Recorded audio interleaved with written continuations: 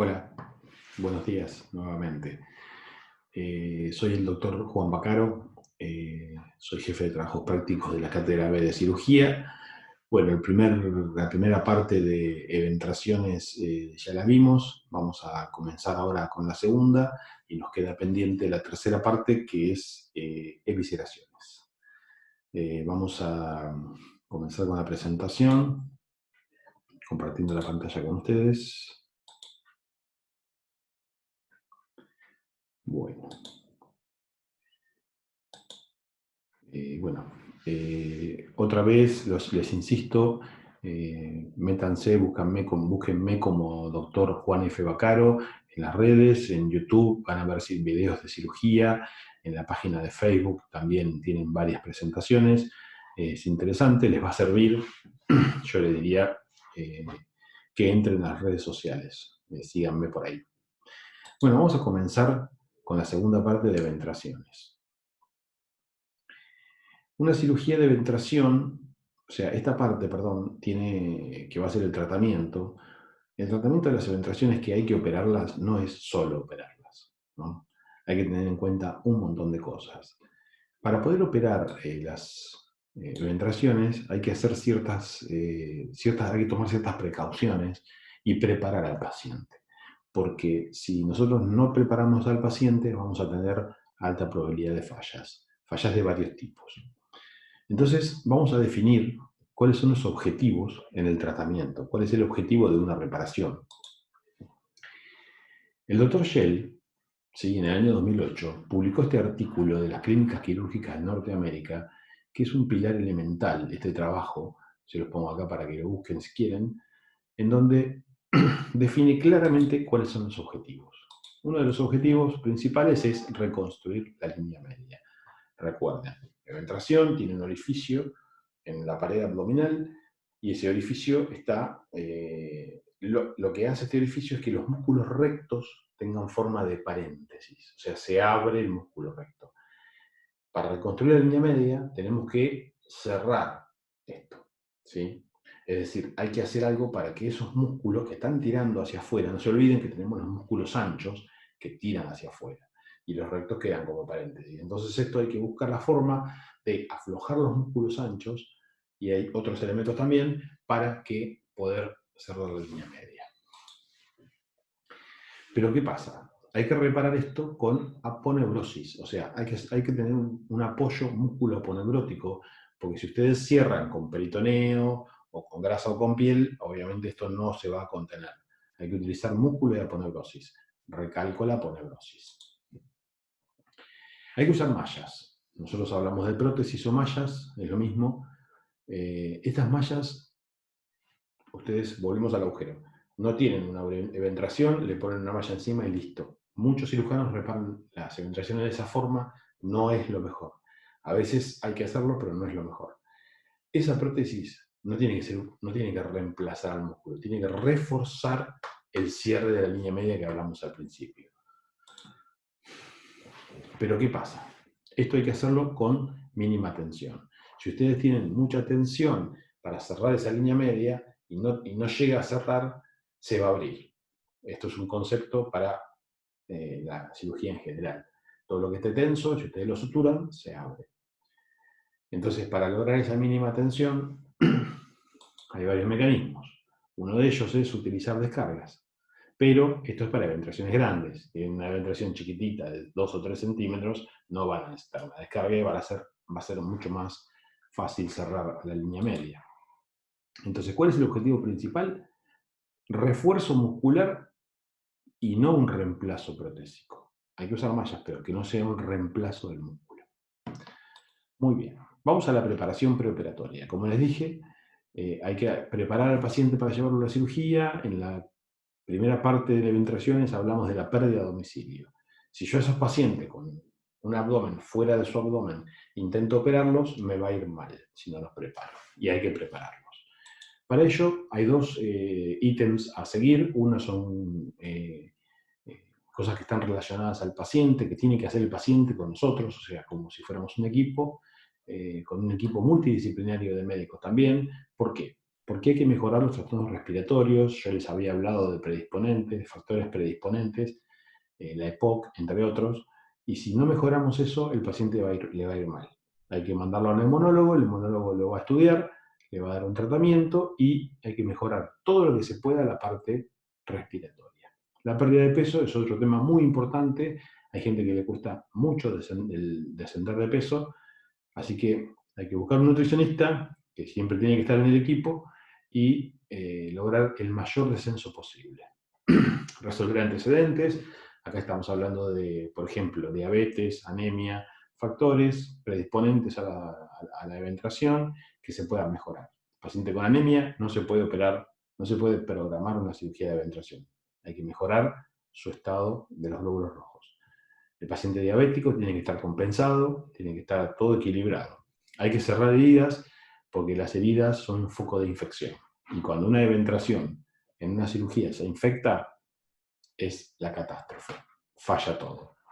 Y muchas veces tenemos que agregar el antibiótico para disminuir la carga bacteriana en las heridas.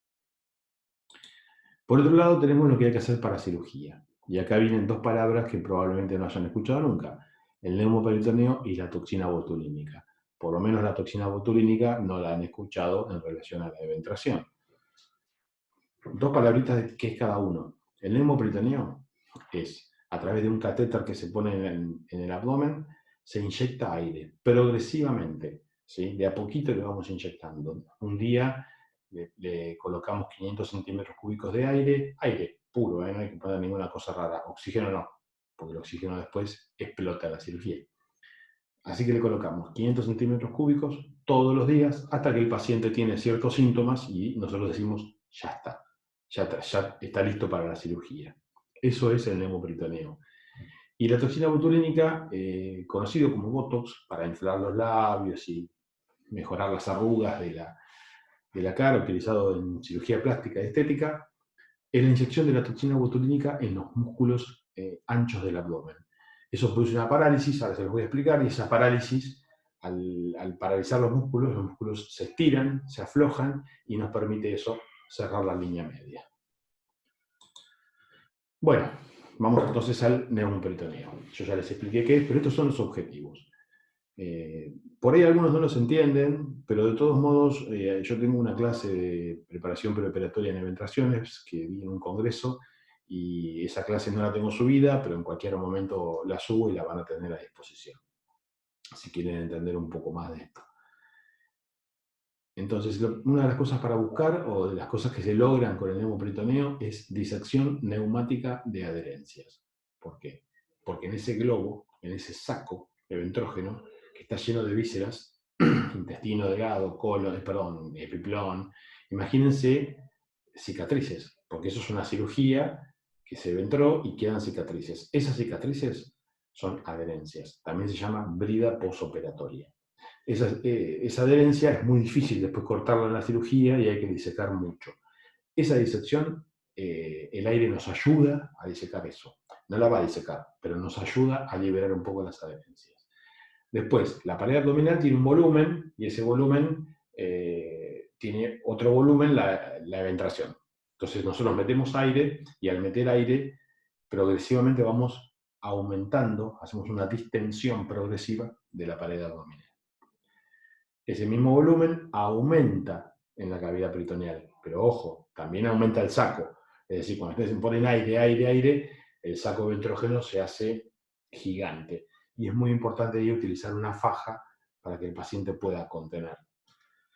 Todo esto, al ingresar aire y al utilizar la faja para que el aire no se vaya al saco, mejora la función respiratoria. ¿Sí? O sea, todo lo que habíamos hablado de la EPOC y que vaya al neumonólogo y todo esto también ayuda a mejorar, porque el aire está aumentando la presión en el abdomen y levanta los diafragmas. Entonces el paciente se va acostumbrando a ese aumento de presión y esto hace que disminuya el distrés posoperatorio. Otra cosa que produce el neumoperitoneo, el aire adentro, produce una vasodilatación. ¿Sí? ¿Por qué? Porque el aire que estamos introduciendo irrita el peritoneo.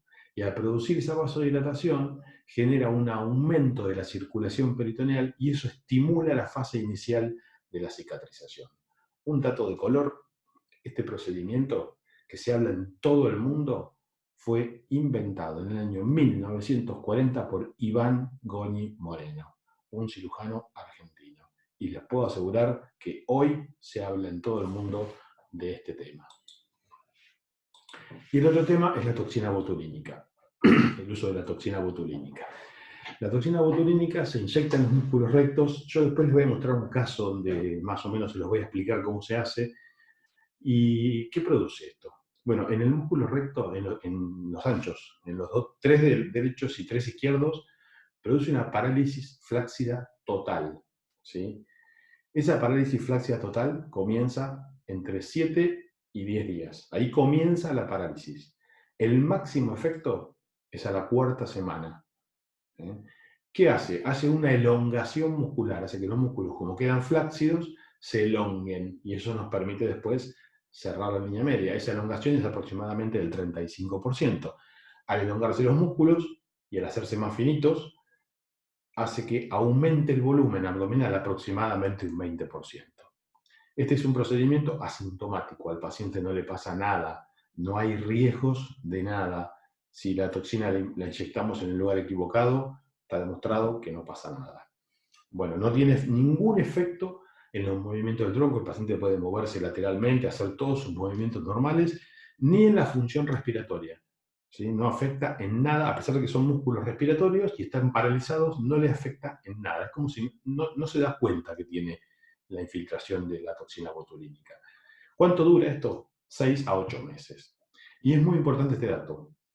Los pacientes operados a los que se le inyectó toxina botulínica tuvieron menos dolor. Menos no, porque no se puede comparar el paciente con él mismo, pero tuvieron poco dolor posoperatorio. ¿Sí? Claro, hay un problema. El uso de la toxina botulínica en Argentina no está autorizado para eventraciones. De todos modos, acá abajo ustedes tienen bibliografía que yo les pongo para que sepan de dónde saco las cosas. O sea, esto no son cosas que yo estoy inventando, ni cosas que yo busqué en internet y las pegué y las puse acá. Esto está todo estudiado. Obviamente eso yo ya lo estudié y ahí tienen la bibliografía.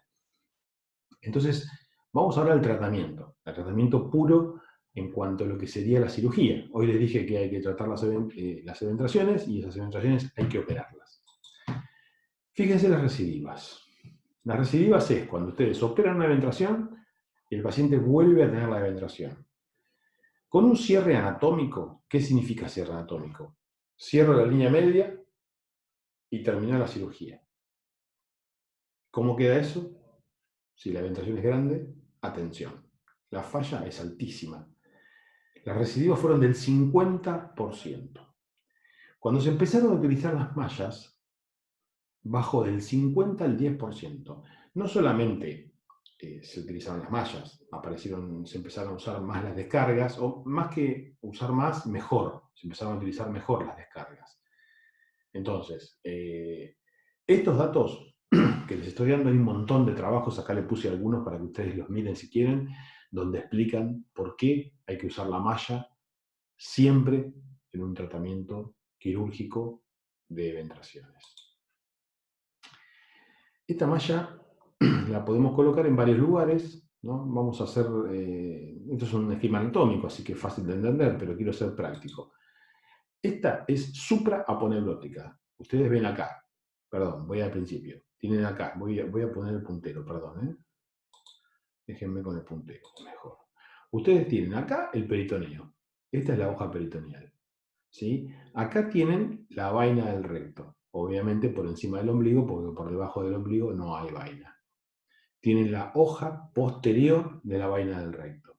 Hacia la derecha y hacia la izquierda, perdón, hacia afuera, tenemos los músculos anchos, los tres, que luego se juntan y la parte que pasa por delante es la hoja anterior de la vaina del recto. La grasa y la piel. Entonces, ¿dónde ponemos la primera, la A, donde está puesta la malla? Supraaponeurótica. También se llama online. No es importante que se acuerden de eso, pero bueno, por lo menos sepan que va supraaponeurótica. La otra opción es la muscular, que es intermuscular. ¿Sí? Va por dentro entre los músculos. Se llama inlay y esta está prohibida. Esta tiene pésimos resultados, así que no la utilicen jamás. Y después tenemos la retromuscular. La retromuscular va detrás de los músculos rectos. Y hay dos opciones. Esta, que es la azul, que se llama retromuscular prefacial. ¿Sí? Sublay quiere decir retromuscular. Bueno, la retromuscular puede ser prefacial, como lo ven ahí, o como lo ven acá, en rojo, puede ser retromuscular preperitoneal, para no complicar las palabras, sino decir retrofacial. ¿Sí? Entonces, retromuscular prefacial y retromuscular preperitoneal. Ambas son sublay. Y la E, que es la última, es la intraperitoneal, que es la que va por detrás del peritoneo, que tiene el inconveniente de que está en contacto con las vísceras. Y eso puede traer serios problemas. Bueno, entonces, tipos de malla. Miren, yo les podría dar una clase de 1 hora de tipos de malla. Y no voy a entrar en ese tema porque es muy complejo. Y algún día voy a subir un video o un PowerPoint con el tipo de mallas cuando les prepare una clase. Tengo que prepararla. Solamente les voy a decir que hay 2 tipos de malla para este tipo de tratamientos. Una es imposible que esté en contacto con las vísceras. Prohibido malla contacto con intestino. Y la otra en la que se puede poner en contacto con el intestino. Recuerden que acá también hay bibliografía que avala esto y explica todo esto mucho mejor. Ya les digo, hay muchas mallas. Hay mallas reabsorbibles, mallas irreabsorbibles, hay muchas mallas. Pero tengan estos 2 conceptos. No se puede poner en contacto con vísceras y sí se puede poner en contacto con vísceras.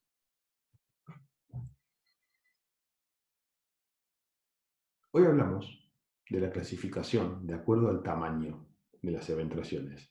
Y esto sí es un concepto bastante básico que todo alumno y alumna de la Facultad de Medicina tiene que tener.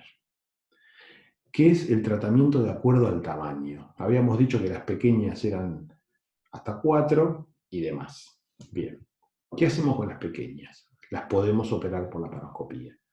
Porque son pequeñas, el cierre del orificio en la línea media es más fácil, entonces entramos al abdomen, ¿sí? A la cavidad abdominal por la laparoscopía, cerramos el orificio y luego ponemos una malla por dentro, o sea, intraperitoneal, ¿sí?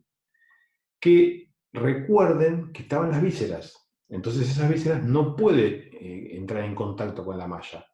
Hay que poner una malla para contacto con órganos. Esas son la mejor opción para las cirugías para las eventraciones pequeñas, laparoscopía. ¿Qué hacemos con las medianas? Las operamos por láparo. Hoy por hoy hay mucha gente que quiere hacer todo por laparoscopía. Bueno, no, acá no. Depende del tamaño. Por ahí si tiene 5 centímetros se puede hacer por laparoscopía. Y yo he hecho eventraciones más grandes con pacientes por ahí en mejores condiciones, obviamente sin factores predisponentes, que tienen una eventración de 6 o 7 centímetros y que no son EPOC, no son constipados, no toman corticoides, no están anémicos, pacientes relativamente sanos y jóvenes en los cuales yo puedo cerrar la línea media y poner una malla. Ahora, en algunos casos esto no se puede hacer y hay que pasar a la cirugía abierta. Eventroplastía laparoscópica y eventroplastía abierta, para hablar con los términos correctos como a mí me gusta. Y en las grandes, que tienen 7 centímetros, cuando apareció la laparoscopía, todo el mundo hacía todas por laparoscopía, pero no. Las grandes hay que hacer cirugía abierta. ¿Sí? No hay que ser open mind, hay que ser close the mind. Porque si nosotros hacemos open mind, vamos a hacer cirugía laparoscópica, que es lo moderno a todo el mundo. Y las cirugías, las eventraciones grandes de más de 7 centímetros, hay que hacer cirugía abierta. Hay que cortar y hacer grandes incisiones. Y las gigantes, que obviamente hay que prepararlas preoperatoriamente, hay que hacer la cirugía abierta, obviamente, y casi siempre hay que usar descargas. Las descargas, brevemente, es en los músculos anchos, que son 3, podemos cortar uno de cada lado, por supuesto, y eso nos va a permitir cerrar la línea media. Siempre tiene que haber dos músculos sanos. No pueden cortar dos músculos porque si ustedes hacen en un lateral y en el otro, o en uno solo, hacen y cortan dos músculos, van a tener ahí una eventración. En cambio, si cortan uno solo de los tres, se puede hacer perfectamente la descarga. Miren, con respecto a la eventración laparoscópica, yo tengo un video subido a las redes, a YouTube, que este es el link, y si no, bueno, búsquenme en YouTube y búsquenlo. Es una cirugía de que dura 4 o 5 minutos, es fácil de ver, está bastante sintetizada para que lo entienda cualquiera, sepa o no del tema, y ahí van a encontrar esta cirugía laparoscópica. Y después, por supuesto, tengo otro video para cirugía abierta. En el caso de la eventroplastia abierta, es un caso que también le hicimos descargas. Uno es un caso de una eventración chica, pero que tiene múltiples orificios, y el otro caso, el de abierta, es un caso de una eventración muy grande. De todos modos, por ahí en el video, para cuestión didáctica, hay algunas imágenes de otros pacientes, pero que es para que puedan entender cómo se realiza la cirugía. Vamos a las complicaciones postoperatorias. La cirugía laparoscópica tiene estas complicaciones. Hemorragias. ¿Qué quiere decir hemorragias? Ustedes cuando ingresan el trocar pueden lesionar algún vaso. ¿Qué vaso? ¿Cualquier vaso? No, pueden romper la aorta. Y si le lesionan la aorta, el paciente se muere. Puede haber lesión de vísceras. ¿Sí? ¿Por qué? Por lo mismo. Cuando ponen la aguja, cuando ponen el trocar, se puede lesionar una víscera hueca. Es muy común. No se olviden que los pacientes están operados, tienen cicatrices, tienen brida, está pegado el intestino a la pared. Hay que tener mucho cuidado al entrar. Y cuando ingresan, se corre el riesgo de lesionar una víscera hueca. Otro tema, ustedes están poniendo un trocar, o sea, están haciendo otra incisión que no tenía el paciente para tratar la eventración. ¿Y qué pasa después? Puede haber eventraciones de donde pusieron el trocar. Por ahí operan, solucionan una eventración y le dejan otra. Esa es la eventración del trocar. Y después, la recidiva. Puede ser todo paciente operado de eventración, tiene un porcentaje. ¿Qué pasa con estas complicaciones? Son graves, ¿sí? La eventración del trocar no es tan grave, la recidiva tampoco, pero las dos primeras son muy graves. Por suerte son muy poco frecuentes. Están descritas en todo el mundo. Nos pasa que los pacientes tienen hemorragias graves y nos pasa que los pacientes le perforamos el intestino. Ojo con eso, porque después sale en televisión, le perforaron el intestino. Bueno, obviamente esto hay que hacerlo con gente que está muy preparada. Yo estoy muy preparado en este tema y siempre alguna vez me ha pasado lesionar un intestino. Por supuesto se puede reparar, no todos los pacientes se van a morir. Entonces, ¿qué quiere decir esto? Son más graves, pero por suerte son poco frecuentes.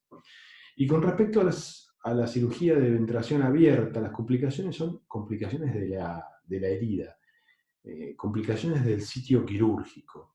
El seroma es una colección de líquido seroso, ¿sí? Es una mezcla de linfático con líquido reaccional, que es un líquido que al principio es sanguinolento y después se hace más clarito, más amarillento, y normalmente no hay que hacer nada con eso. Hay que dejarlo que se absorba solo. Si nosotros lo punzamos, lo podemos infectar, ¿sí? En algunos casos hay que punzarlo, pero casos muy, muy limitados. El hematoma es una complicación muy frecuente. ¿Por qué? Porque yo tengo que hacer grandes disecciones de tejido celular, ir bien hacia afuera para poder hacer las descargas, y esas disecciones pueden sacrar, ¿sí? Y la infección, por supuesto, la infección del sitio quirúrgico. ¿Por qué? Y porque acá el sitio quirúrgico, por ahí son incisiones de 20 centímetros, 30 centímetros, con liberaciones de flaps hacia un lado y hacia el otro de la herida, también de 10, 15 centímetros. Entonces, imagínense semejante herida, ¿cómo no se puede infectar? Sí se puede infectar. Ahora, fíjense que las laparoscópicas no hablamos de infección, porque son todas incisiones pequeñas. Entonces, ¿qué pasa con las complicaciones de la cirugía abierta en eventraciones? Son más leves, pero son frecuentes, son bastante frecuentes. Casi siempre hay seromas, casi siempre. Infección del sitio quirúrgico, mucho menos, hematoma también. Y la recidiva es baja. La recidiva es baja en las dos, ronda alrededor del 4% para tirarles un número. Así que por respecto a la recidiva no se preocupen. Pero bueno, las abiertas son más leves y más frecuentes. Ahora les voy a mostrar un caso clínico. En este caso es interesante, fue resuelto con eventroplastia abierta. No vamos a hacer mucho misterio con esto, solamente se los voy a contar para que les cierre la idea. La cirugía de esta paciente no está subida al entorno porque es una cirugía compleja, que algo les voy a explicar, pero bueno. Entonces, paciente femenino, 63 años. ¿Sí? Obviamente se va a programar una cirugía de ventración gigante recidivada, o sea, ya la operaron de ventración y volvió a tener la ventración.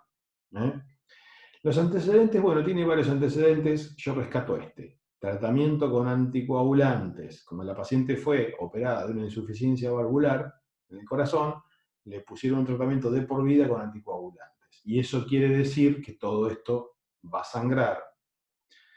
Y los antecedentes quirúrgicos, bueno, lo importante, a pesar de una dermolepectomía, es la eventroplastia en el año 2006, con malla. No sé cómo la operaron ni quién, pero bueno, y después en una infección que tuvo le sacaron la malla. Pero ojo, no es para hablar mucho ahora, pero cuando le sacan la malla no se recidiva la ventración. Pero bueno, operada de ventración y después operada de nuevo por infección.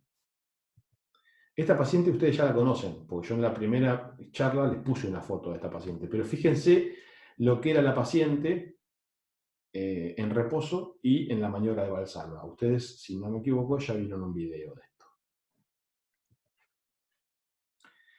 Le hicimos la preparación preoperatoria, por supuesto. Yo no voy a operar a esta paciente así nomás, sobre todo que está anticoagulada y que si yo le tengo que hacer una gran disección, va a sangrar. Entonces le hicimos la preparación preoperatoria. No le hice neumoperitoneo. Por supuesto hicimos todo lo previo, lo que es mejora de estado general, pero no, en cuanto a lo que es la cirugía no le hice neumoperitoneo y le hice solamente toxina botulínica. ¿Cómo se hace? Se hace con una aguja especial, no es una aguja con filo. La aguja para anestesia subdural no tiene filo, entonces entra y no va cortando, sino que va empujando los músculos. Entonces cuando yo llego al oblicuo mayor, ¿sí? avanzo y siento el resalto. Y ahí hay que infiltrar. Cuando sigo avanzando y llego al oblicuo menor y siento el resalto, y ahí infiltro un poquito. Y después hago lo mismo hasta el transverso, siento el resalto y vuelvo a inyectar. Lo que se inyecta es toxina botulínica. Hay una marca, bueno, perdón que puse la marca acá, no la tendría que haber puesto, pero es la que mejor anda acá en Argentina. Y se utiliza un total de 100 unidades. Ahora, se hacen 10 unidades en cada punto. ¿Sí? 3 unidades por cada plano muscular. Bueno, esto también hay bibliografía, perdón que no se las puse, pero bueno, acá tienen la cresta ilíaca, el arco costal, obviamente paciente con la cabeza de este lado, pies acá, acá está la ventración, esta es la parte derecha, por eso está la D, esta es la línea medio clavicular, esta es la línea axilar media, ¿sí? Y esta es la línea axilar posterior. Fíjense, en este espacio están los músculos anchos retraídos en forma de paréntesis, acuérdense, los rectos en forma de paréntesis, los anchos tirando hacia afuera, y acá en estos 5 puntos se hace la inyección.